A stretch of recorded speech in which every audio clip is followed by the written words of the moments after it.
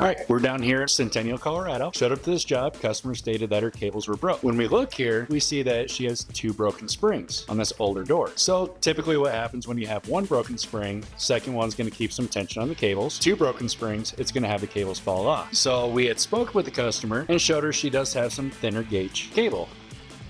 Nothing's wrong with it, no frays or anything, but it's not the strongest cable we can use. So what we're going to do today is we're going to replace both the springs with a higher cycle spring. We're going to replace the cables with some standard 1/8" cables. And she said her door was making some noise, squeaks, so we're going to replace the rollers and do some general maintenance on it as well. And then we're also going to service their second door. So we're going to get into it, get her up and running. And we're going to do this a couple different ways. We're going to undo both drums, so then we can slide shaft one way or the other as we need to. And we can also inspect the bearings while we have everything torn apart.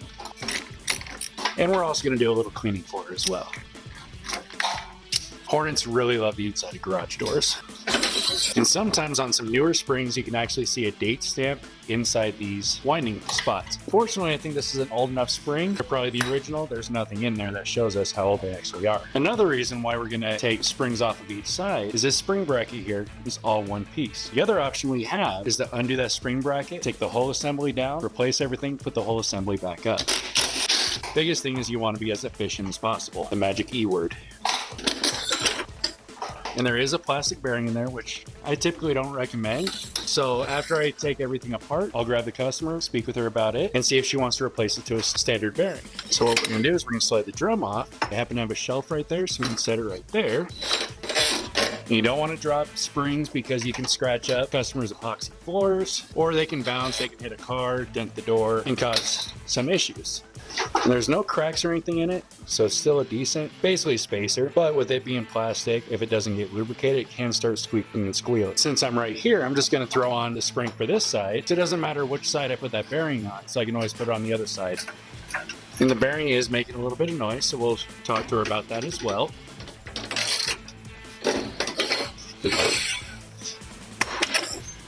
And we're just going to slide it in for right now. I'm going to take the bearing off the other side. That way I can show the customer what that bearing looks like. And then we can put everything together all in one spot. Now, if we weren't replacing these bearings or weren't going to talk to the customer, I wouldn't unbolt those at all. My caravan man thinks he needs to go up and down the ladder.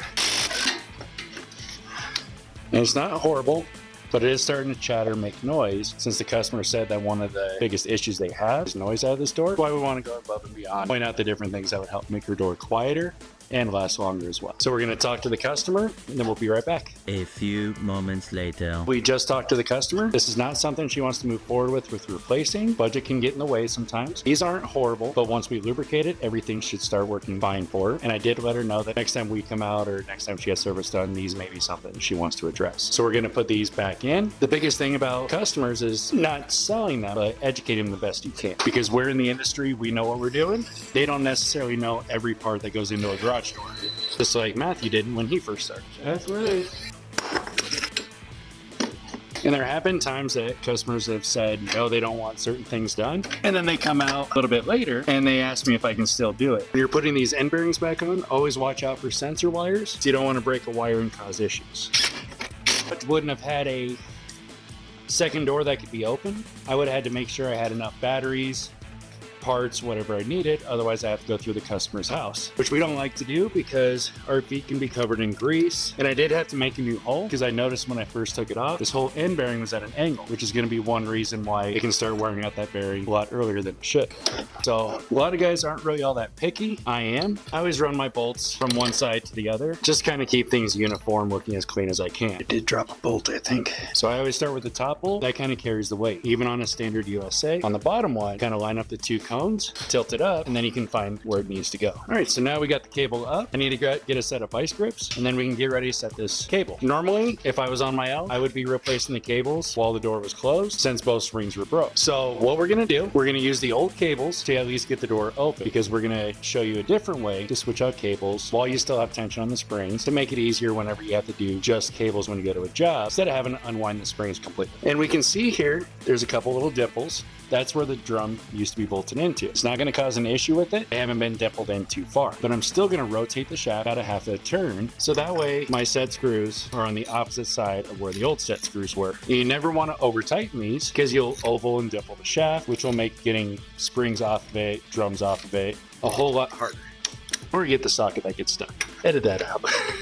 Now, on these cables, they have what I call a Nico, or a cable stop. This is a little slider. With this up against the stop, it gives a second pressure point, so it's not putting a lot of tension on your stop because you don't want that coming up. They should always be crimped down enough. Sometimes they are, sometimes they're not. You just got to err on the side of caution. So I usually run my cable up to the up position where I still have some slack, rotate it down, make sure it's in all the grooves.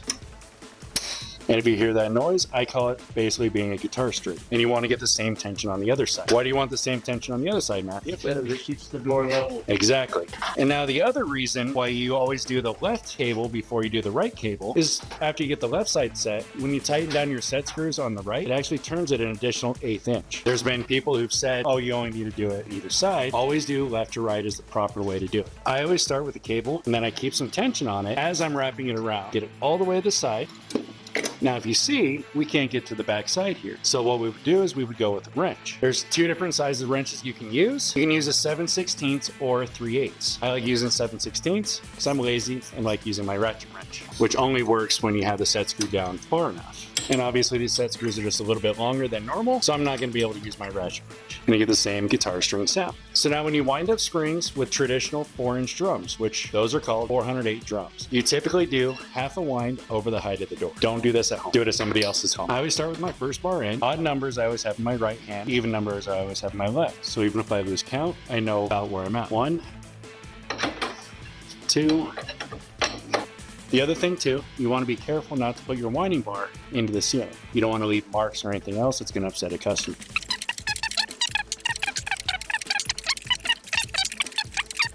When I first set my springs, I always put my set screws facing the wall. That way when I get the 7.5 winds, my set screws are in the front, makes it easier for me to tighten them up. When you're finished, pull back on the bar, pull it towards the center of the door and hold it tight. Give it a couple small taps. That puts a little bit of a gap in between the coils because everybody hates having a noisy door. And over a period of time, you'll get dust and dirt that builds up in those coils. And then your door starts making a popping noise every time it opens. And most customers will think the door's falling apart. One thing I always do after I get my first spring set, put my other bar in, and then I'll pull down just to make sure everything is set the way it needs to be.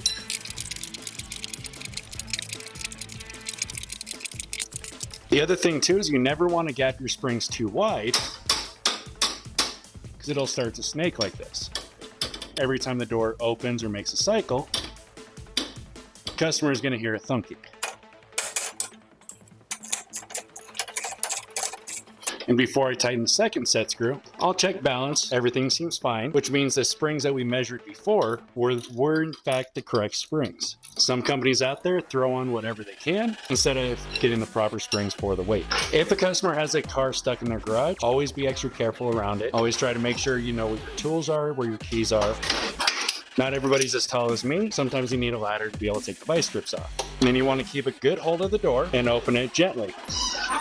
And you can hear the door creaking and groaning. That just means it's got all that dust and dirt in between those hinges and those pivot points. Spring job is done. Now we're at the point where we're going to get ready to do the cables. Now while the door is open, you can undo cable from one side. I got to fight to get these cables off because they have a plastic cover on them. And if you notice, that cable is off, but the door didn't come down. With the door open, the other cable is going to hold it in its position. Even though you can't really see it, there is a small spot that is starting to fray. So it is a good thing that we did notice to recommend to replace these cables. This would have probably broken the next 6 months to a year. So to give you an idea on the thickness, this cable is the old cable. This one is the new. The drums that we are using are capable of handling both sizes of cable. So what I always do is I always get it hooked into the groove of the drum, and then it's just as simple as winding it around the drum as you normally would. I always end up pulling the slack every time I go around the drum, just so it doesn't get bound up and we don't get any extra kinks on cables. You never want to have a kinky cable.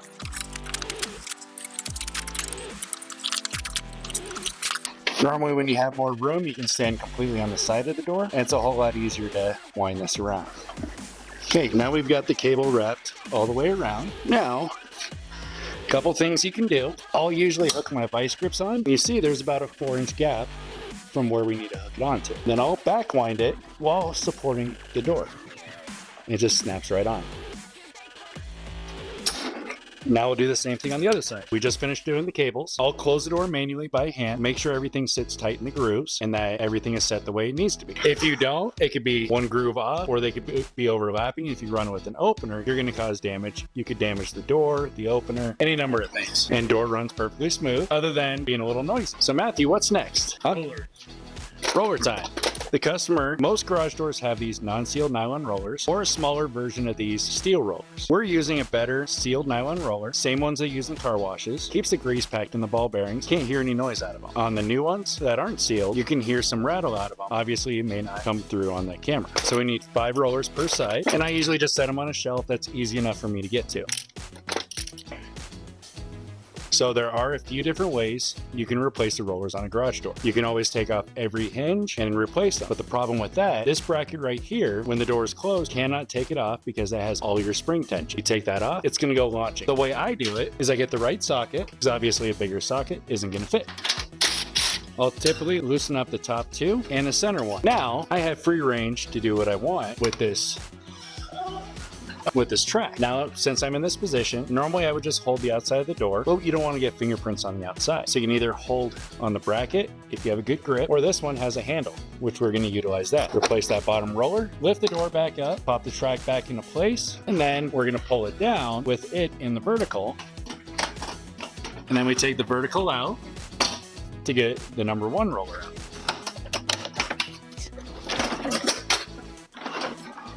out. With all the different ways there are to replace rollers, this is what I found to be the quickest and most efficient way. So I can typically replace all the rollers on this entire door in less than 5 minutes. Now, you can see we can't really get into this. So I'll usually put my hand in here, pinch it back, and then I can put the roller in place, guide it up, and then close the door. To kind of give you an idea of what rollers they had on here. So these rollers have no ball bearings in them. There's the metal shaft that goes into a plastic wheel. You drop these hard enough, they will shatter. I'm not going to do that now because we don't need to be trying to find pieces everywhere. So now what we're going to do, we're going to put the track back together. And don't worry, I didn't forget about the top roller. And we'll have to find the nut that fell. So now what I do, I put the door into a halfway position. I turn my ladder around, and you can do this one of 2 ways. If it's a thicker track, you can hook on a set of vice grips to the metal angle on the outside, and you can bend it up. All I'm going to do is bend the track out, and then you can rotate it out. You don't want to pull down too hard because you can damage the door. And then you lift it back up and you pop it back into place. And since the door's in the halfway position, we're going to go ahead and do the top roller on the other side. And don't be worried if you do pop out a secondary roller. Everything is going to stay right where you need it to.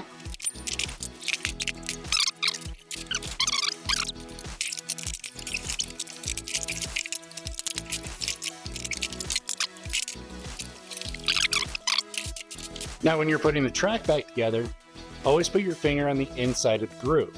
You want to make sure they're lined up. Otherwise, you're going to start destroying these rollers as time goes on.